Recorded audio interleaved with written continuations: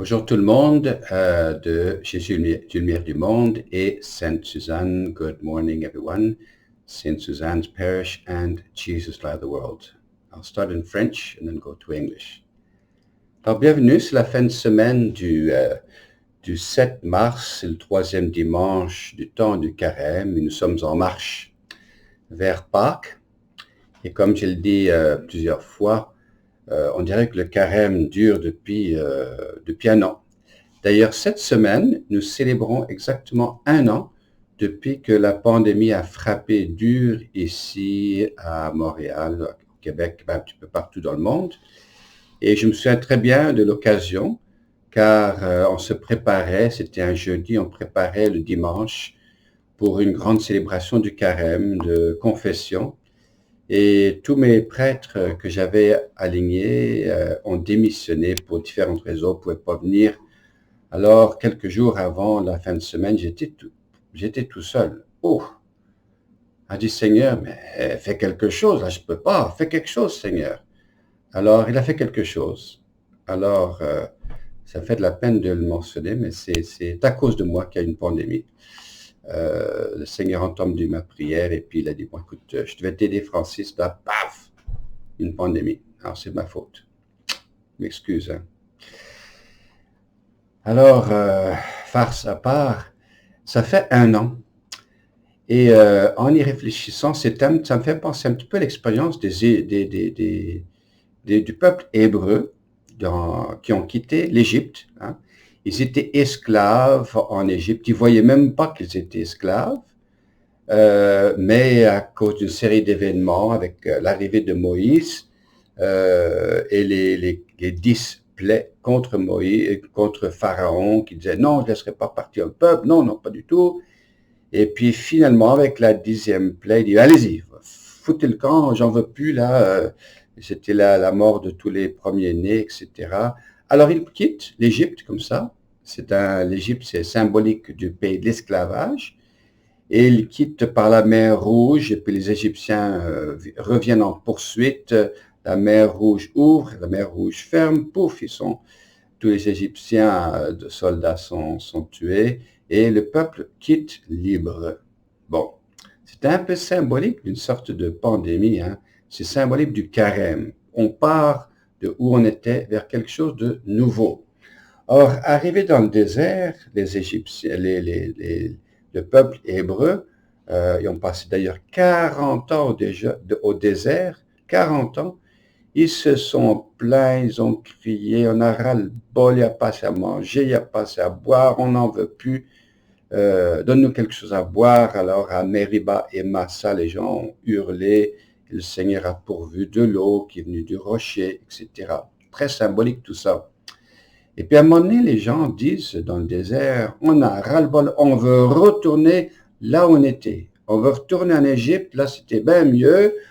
On était esclaves, mais au moins on avait à manger, à boire comme on voulait, même si on n'était pas libre de vivre notre vie comme on voulait.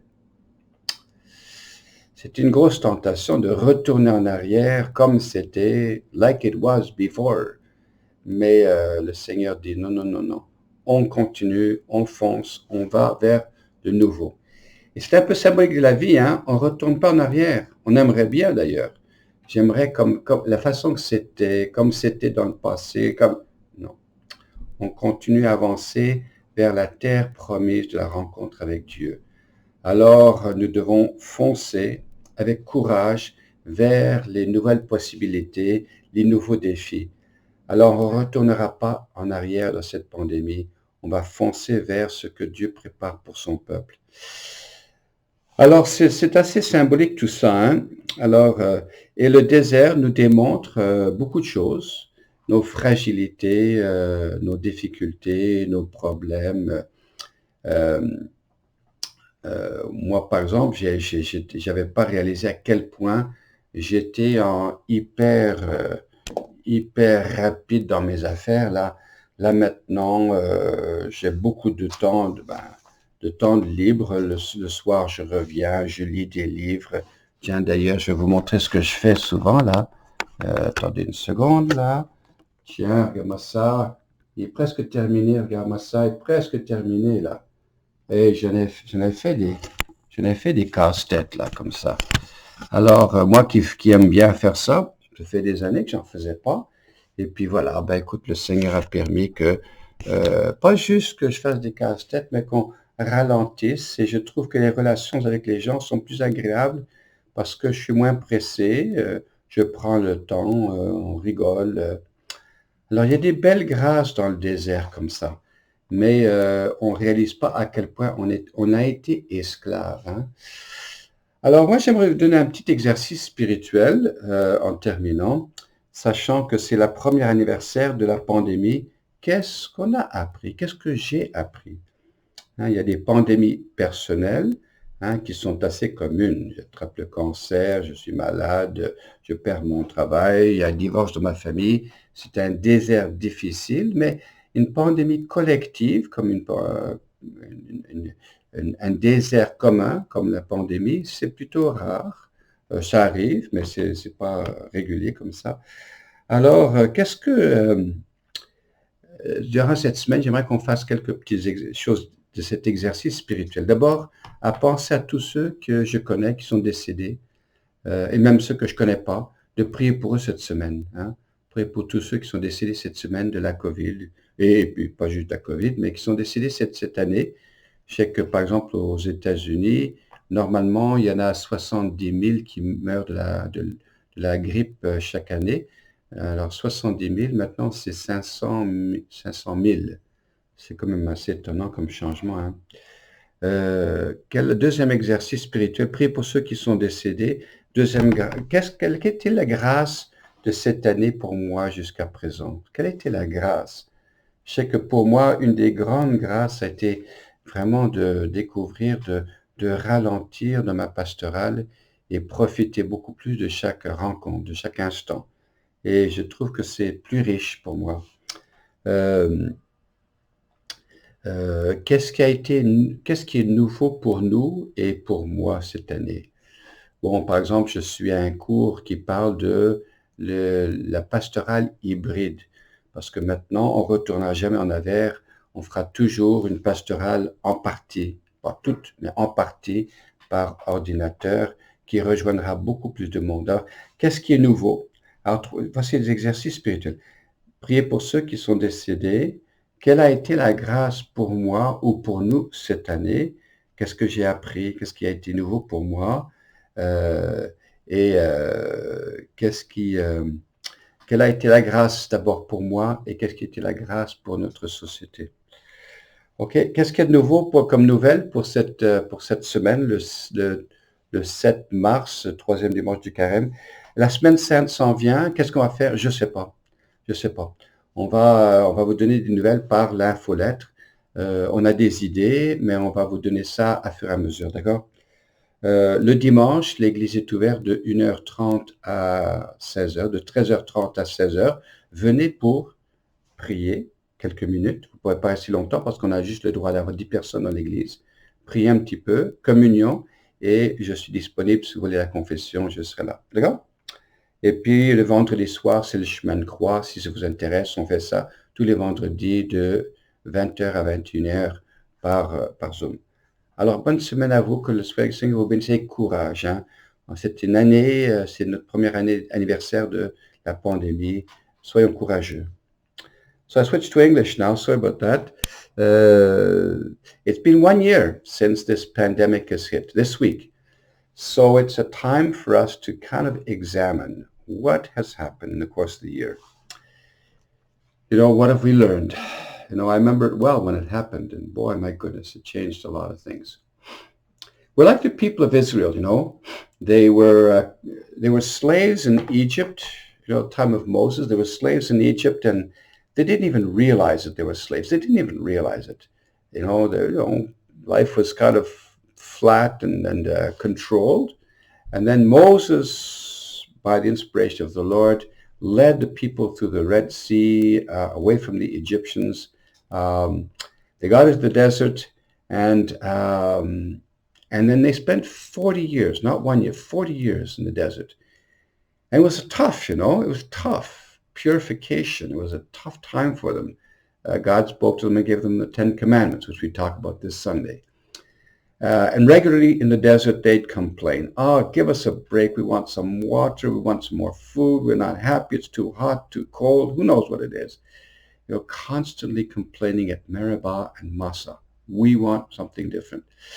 And Moses had a hard time with the people because they're always complaining. And but at one point, the people say to Moses, look, we've had enough. We want to go back to the way things were. And Moses says, I'm sorry, it's not going to go back the way it was.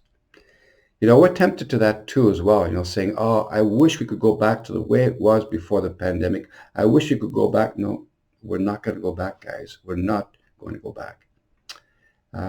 Life is forward. Life is always forward.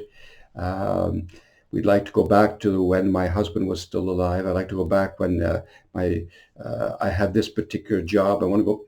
No, you move forward. And that's the way life is. And there's new graces because life is a trajectory towards the encounter with the Father and to return to the Father's house.